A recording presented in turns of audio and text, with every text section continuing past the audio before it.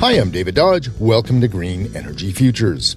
Edmonton's new city plan is a pretty dramatic pivot from traditional plans.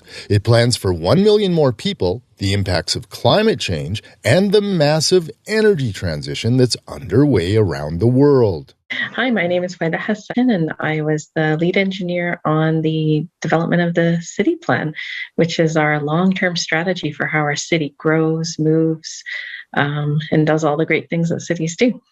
It all starts right at the top of the city plan in the first of 5 big moves under the innocuous title, Greener as We Grow.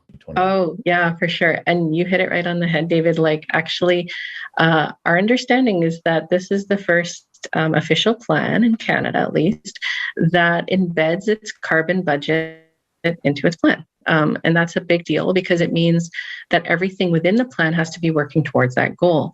So, like I said, so that's one of the goals is that we maintain our budget of 135 megatons, that we have net zero emissions per person, and that we plant 2 million trees by the time we achieve 2 million people. City Council declared a climate emergency in 2019 and instructed staff to update the city's energy transition plan to the 1.5-degree level of ambition in the Paris Climate Accord. Basically, the city plan is a very broad long-term document. Plans our city out to 2 million people. So it sets us up for those big-term goals, big long-term goals. And then the energy transition strategy gets down to the brass tacks of how do we do it. The energy transition strategy calls for the electrification of transportation, the use of clean energy, and net zero buildings. The city plan sets the tone for a more compact city, a shift to more walking, cycling, and transit, and a much more energy-efficient city. This is where the 15-minute city concept comes in. It means that you can, walk, bike, transit to a park, to your grocery store, to a coffee shop.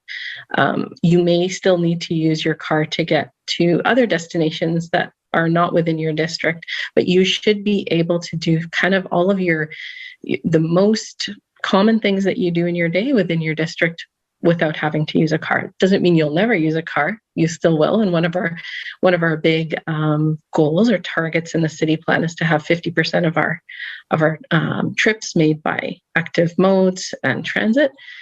That's a big change. Currently, about 2% cycle. 9% use transit, 11% walk, and a whopping 78% use cars. The plan tackles this by focusing 50% of growth in the core of the city and by enhancing cycling and walking infrastructure. Oftentimes when people think of densification, redevelopment, intensification, they just picture kind of concrete upon concrete, like nothing green in there. And it is so, so important. I mean, we're human beings. We thrive off of being near nature, around nature. And so I think it's so great that Blatchford plans such a wonderful park space, open space within the development. Meanwhile, Edmonton is developing a model carbon-neutral community for 30,000 residents in its core that demonstrates what inner-city livable neighborhoods can look like. Certainly, Blatchford is transformational in so many ways. Like it embodies a lot of what the city plan is trying to achieve in a neighborhood scale. How the homes are built, in terms of the energy efficiency of them. The fact that it's the location efficiency of Blatchford, the fact that it's smack dab in the middle of our city, close to LRT. Haweda Hassan is an engineer who worked on Edmonton's city plan.